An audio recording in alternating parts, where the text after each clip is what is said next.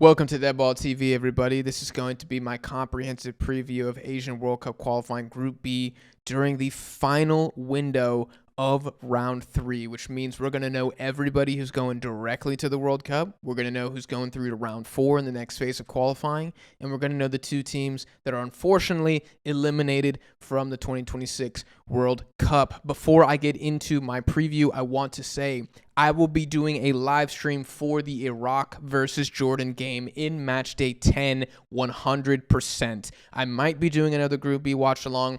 I'm not sure yet. Just make sure you are subscribed so you don't miss the watch along, and not just the watch along, but all the other AFC content dropping here on DeadBall TV. Obviously, I have the group by group previews. Then I do the group by group reactions. I'm going to do winners and losers from round 3. I have so much stuff planned. I don't want you guys to miss that. Make sure you're subscribed. Drop a like on the video. And let's get into it. I was really excited to record this Group B video, and I think I've decided that Group B is my favorite group. I think we just have the best talent here. We've had some epic games, and I think this final showdown in match day 9 and 10, awesome. And I'm going to start with Oman versus Jordan, which is an unbelievably hype match. There's so many things that could happen from this game. Jordan could directly qualify to their first ever World Cup if they get a victory away in Muscat and South Korea beat Iraq in Basra. Or Oman could take points here and be one of the surprise teams in round 3. Because even Oman right now do have a shout, and there is a way, there's a path. It's a small path, and it's going to be difficult, but they could directly qualify as the top 2 team if things fall their way. That's what I'm saying, man. Group B is just cinema. Now, the first matchup between these two teams was probably Jordan's best game of qualifying and Oman's worst game of qualifying simultaneously. Jordan attacked, they played fast, they didn't mess around with the ball, they were clinical, and Oman looked a lot more open and vulnerable than they typically do. And they were never able to put Jordan on the back foot. And at the end of the day, we got a 4-0 beatdown. And I think the scoreline was fair. Do we see a repeat of that? Maybe. There are quite a few examples, actually, of games inside this round of Asian World Cup qualifying where both legs have kind of played out the same way. And keeping it to Group B, I can think of South Korea versus Palestine. Draws in both games, and both had a very similar feel. UAE versus Qatar is another one where just UAE were too much for Qatar to handle. Uzbekistan and Iran are another one. Are we going to see that in Jordan versus Oman? Like I said in my Group A video, for this final round of predictions, I feel like I really need to just stick to my guns and how I feel about these teams. If I'm wrong, I'm wrong. I'll hold my hands up and say, hey, I'll take the L. But with so much on the line, with there being so much pressure in these final games, I have to back the horse that I picked. I think Jordan are legit. I think their run to the Asian Cup final was legit. I still think they have one of the best attacks in Asia. And I think the little bit of hype that me and a couple other YouTubers are putting on this national team is deserved. All that being said, I think Rashid Jaber, as Omani national team coach, has made them quite formidable. I don't think he's made them special because I don't think Oman have the talent to be special, but this is not a layup game. I honestly think this is a trap game for Jordan. All eyes on the Iraq showdown in match day 10. Meanwhile, you drop points away in Muscat. That's the disaster scenario here. What's interesting is that even though Jaber has a great record with Oman so far, he's got 6 wins from 12, only lost 3 games. One of those losses was the 4-0 loss to Jordan in the first tie. Albeit it was his second game in charge, but still, I bet you Jaber and Oman want some payback for that. And I think winning in Muscat will be very difficult for Jordan. And the Omani national team should be feeling that they can win this game, because they can. I was looking at the all-time record, and I thought it was pretty interesting that Oman only have 2 wins against Jordan all time, but both of those came as the home side in competitive matches. Jordan do have 1 win in Muscat, but it was in 1989. I expect this to be a much more even game than the game in Oman. Now for Jordan, the gang is almost all there. Ali Olwan is back. Yazan is fit. Al Rawabde is even in the squad, albeit he might be limited. But there's no personnel excuses for Jordan. There have been way too many times where I feel like one guy's missing from the attack, and it kind of justifies an average performance. That cannot happen again. Jordan have to show up, and they have to be deadly and clinical if they want to win this game. I think the safe money pick is a 1-1 draw here. But gosh darn it, this is the final window of round 3. I'm going out swinging, so I do think that Jordan get this game by 1 goal. I'm so excited for this match. If I can do a live watch along, I will. It just depends how the other games stack up. Moving on to Iraq versus South Korea in Basra. Another incredibly important game that is a banger fixture. And honestly, I think every game in Group E in match day 9 and 10, all of them are bangers. And I really should stop saying it's a massive game because every game is massive. Some teams need to win or their World Cup dream is over. Now, this is Graham Arnold's debut game with Iraq. Jesus Casas is gone. He can no longer be blamed for how Iraq performed. In comes the next guy. And man, talk about a tough debut match. Fortunately for Graham Arnold, South Korea are also not in a great place right now. They come into Basra on 3 straight draws in qualifying. I didn't have time to check the record books, but I guarantee it's been a while since Korea went winless in 3 straight. They do have 4 wins and 4 draws from 8 games, and I think it's been a kind of a C+ qualifying campaign for Korea so far. But I will say, on the bright side, they've never looked like losing. I would battle anybody that said that Jordan looked like they were going to beat Korea, or Oman looked like they were going to beat Korea, or Palestine looked like they were going to beat Korea. I think Korea, opposite of a team like Iran, who I think fall asleep for parts of the game, Korea always look like they're at least moderately in control. They're the ones dictating the game and the tempo. The problem is they just haven't been able to get more than one guy having a good game at the same time. Son has not been himself in the last couple games. Lee Gang-in's coming off the bench and then he's getting injured. Kim Min-jae is playing with one Achilles tendon. I mean, there are problems in this team. South Korea, I think, is the most beatable of the Asian giants, and I think Iraq will take solace in that. But if Korea can beat Iraq again, they're qualified to the World Cup. The only way in which Korea don't directly qualify is if they lose both of these games and a couple other things happen. And at that point, then Hung Min-bo goes from greatest Korean defender of all time to persona non grata, if he isn't that already for some fans. A draw would still favor Korea, and that's really not what Iraq want right now. Iraq want the 3 points, because if they can get the 3 points, they control their own destiny. If they lose or they get a draw, they're kind of praying for Oman and Palestine and maybe even Kuwait to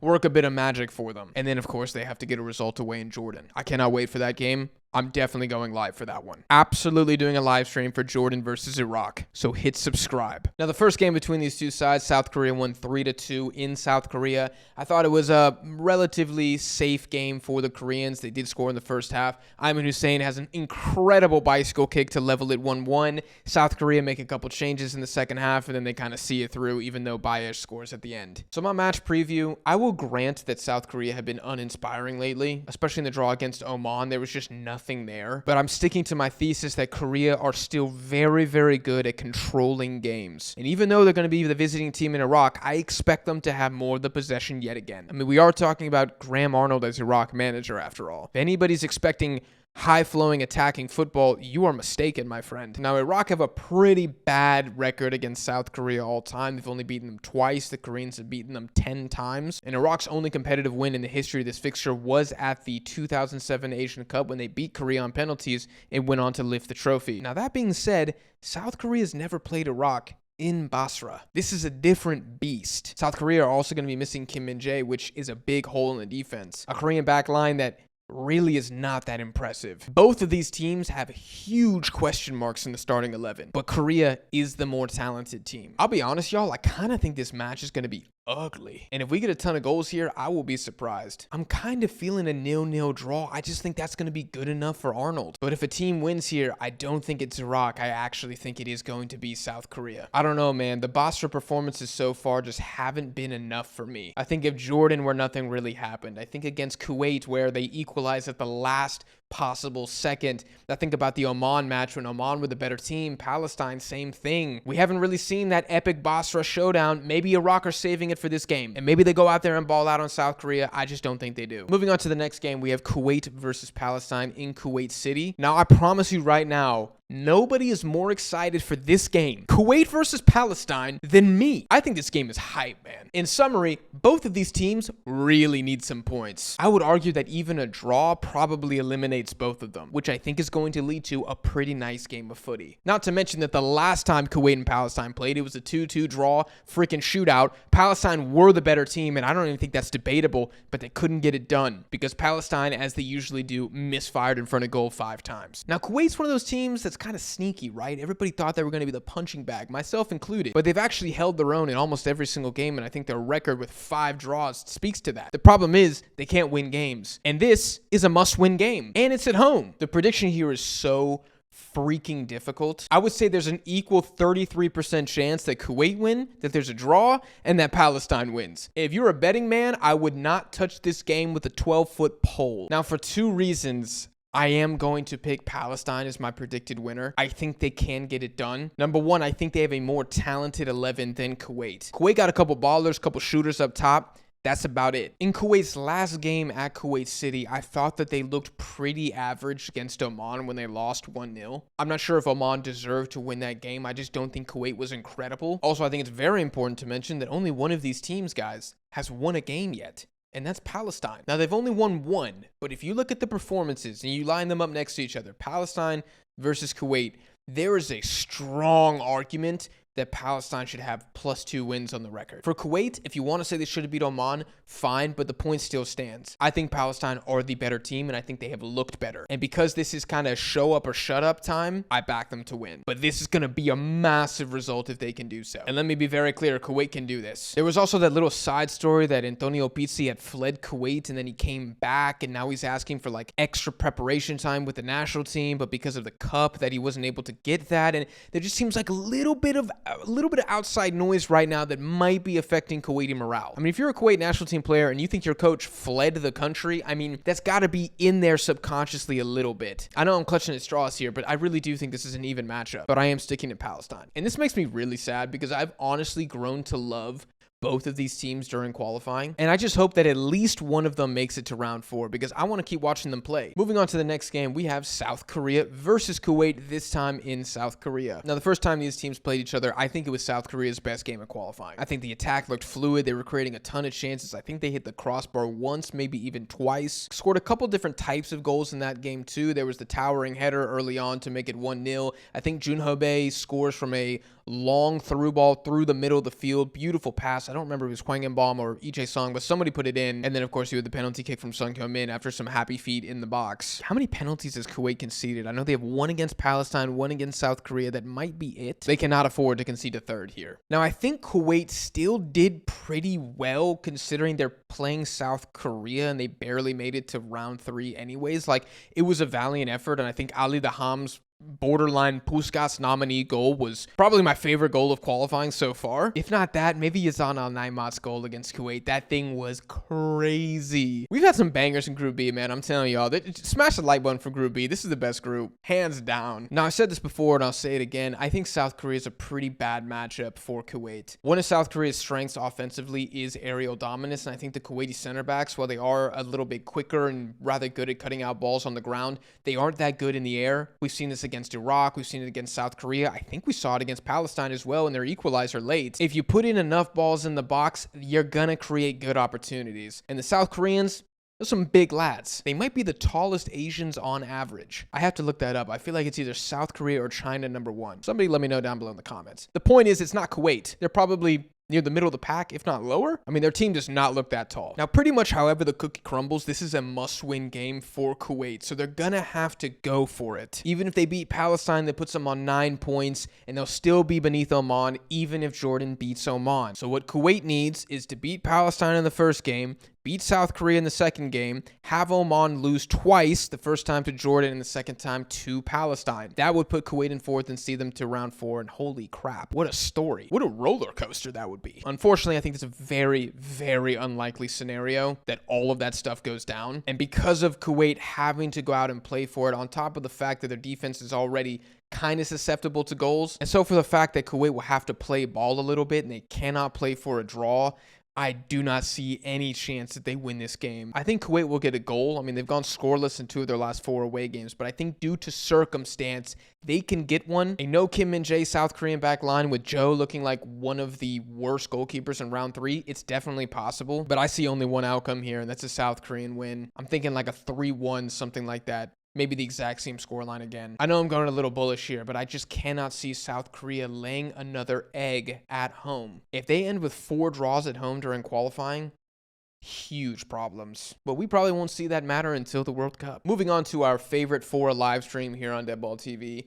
Jordan versus Iraq. This is the big one, folks. This is the one that since the groups came out, every diehard Asian footy fan has had circled on the calendar. I might be taking PTO from work, I swear. Nothing will be able to stop me from watching this game unless, like, the city of Buenos Aires loses power, which has happened before. Knock on wood. There are so many circumstances in which we could be walking into this game. So let me just read a few. Number 1, we could see Jordan needing a win, having lost or drawn to Oman with an Iraqi victory over South Korea at home. Scenario number 2, we could see Jordan needing a draw if they draw Oman and Iraq draw South Korea. And finally, we could see Iraq needing a win if they draw or lose to South Korea and Jordan draw to Oman. That final scenario, I believe, would put both teams on 13 points, but Jordan would have the better GA. So Iraq would need to win. Either way, the pressure is really on Iraq, but to say that like Jordan are going to be like doing patty cake out there on the field, I mean, they're going to be sweating. Previewing this match, I don't even know what to say. I'm supposed to be like Asian football guy. Man, I don't know. I have a crazy stat for you guys here. In the history of competitive matches between Jordan and Iraq, the away side has only won once out of 16 times. And that is not counting the WAF, the West Asian Championship, because honestly, I don't really know if that's taken seriously. I need to look into that more. So that tournament aside, the away team is 1 win in 16. So if Iraq are visiting Oman needing 3 points, they're going to need some magic. I'm talking Graham Arnold masterclass. And I'll say it, if he can win this game, one of his best victories as national team manager ever. Yes, sir. Absolutely. I'm not going to say this tops what happened at the 2022 World Cup because World Cups do matter more, but put it right beneath, baby. I mean, what else am I going to put here? Beating Indonesia at the Asian Cup? No, thank you. And that record that I just told you guys is why I'm a little nervous for Iraq here. And also because Graham Arnold is their manager and he's kind of a draw type guy. Like, I'm even thinking if Australia were walking in here, it'd be tough to imagine Graham Arnold Australia getting 3 points. I mean, let's not forget, guys, during 2022 with Australia didn't directly qualify. They had to go to the next round, which in this case was just a doubleheader against the UAE. They win, go to the Intercontinental, beat Peru on penalties. So they took the long way around. And if Iraq were to do the same, then I would feel super happy for all the Iraqis. I would just be thinking like, couldn't Casas have done that? But we don't need to go down that road again. That's why I'm not really feeling good about this, y'all. Thinking about this game literally gives me goosebumps. The narrative for both of these teams is on the line. Everything comes down to this 90 minutes. Are these two teams next up in Asia or are they frauds? Whether it's fair or not, they're going on trial for this very question in this game. And if there wasn't a rivalry between these two teams before, let's just wait and see till after this game. Because if Iraq win, oh my gosh. There's going to be so many comments in Arabic in my comment section that I'm going to have to put in Google Translate. And none of them are going to be friendly. Shout out to you guys, though. I tried to respond. I put my own answer in Google Translate, but I'm probably butchering it. Anyways, let's get back to the prediction. I think this is going to be one of the best atmospheres we've seen in qualifying so far. And like I said, I got to stick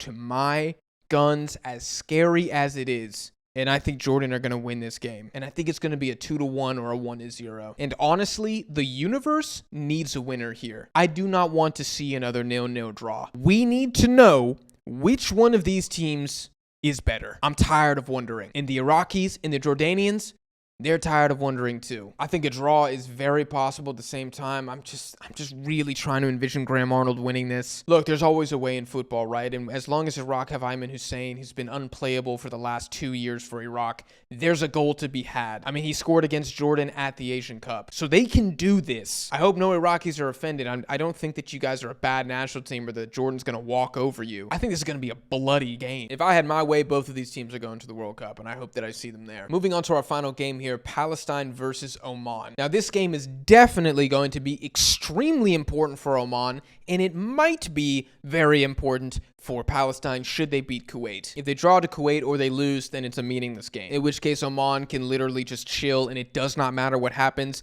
They're guaranteed to finish top 4. Now, Oman's still going to go for it because they want to qualify if they can to that automatic spot. They don't want to go to round 4 because a lot of chaos is going to ensue there too, I bet. And just the thought of Oman finishing in second here is insane to me. I think the only possible direct qualification spot that would be more insane would be if Indonesia leapfrogged Australia and Saudi Arabia in Group C. Outside of that, Jaber dragging Oman to second. Huge achievement. Give the man a 10-year contract extension. Fun fact, Every single game in the history of Palestine versus Oman has ended with the winner winning by 1 goal. And there has never been a draw. 4 wins for Oman, 1 for Palestine, which I think is quite interesting. I mentioned him earlier, but this is a huge game for Jaber, because if he can coach Oman to a double over Palestine, then they're through to round 4 at worst, and he has done his job. And I think that would be a really impressive milestone for Oman at the same time. Now, I'm sure some Omanis down below in the comments will be like, oh, we're supposed to be Palestine, they suck. No, you're not. Palestine are a good team. If Oman can take 6 here, that's a huge dub. That's a little, puff your chest out type moment. Now, the first game in Muscat, Oman did win 1-0, but I thought Palestine were the better team. I talked about this earlier, but Palestine have been so good in so many games, and they just find a way to drop points. Hopefully with the new manager, we saw it against Iraq where they were able to battle back late. For once, they actually took the lead after going down early. Do we see that again? We're going to find out. I even think there's a strong argument that Palestine might even have a better team than Oman. I don't even know if that's that much of a hot take. I think it's close, but I think if you look at the attackers, especially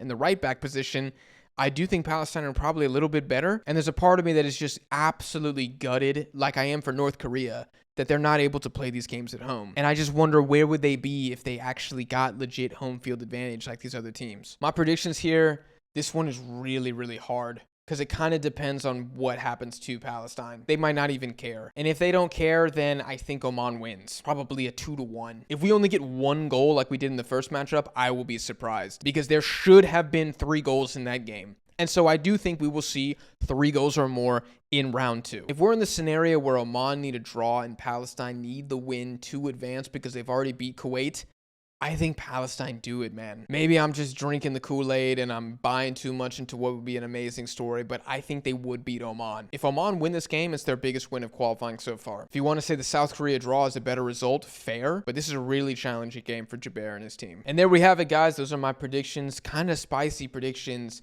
for the final match day of Asian World Cup qualifying round 3. Like I said, I'm doing at least the Jordan versus Iraq watch along. I have no idea if I'll be able to do one of the other games in match day 1. It kind of depends on the schedule. I'm really trying to spread the love between the 3 groups. If you guys want to know for sure, make sure you are following me on social media. The links are in the description, and make sure you're subscribed to the channel with notifications turned on, because I'll make a community post as well saying, hey, these are the games that we're going for officially.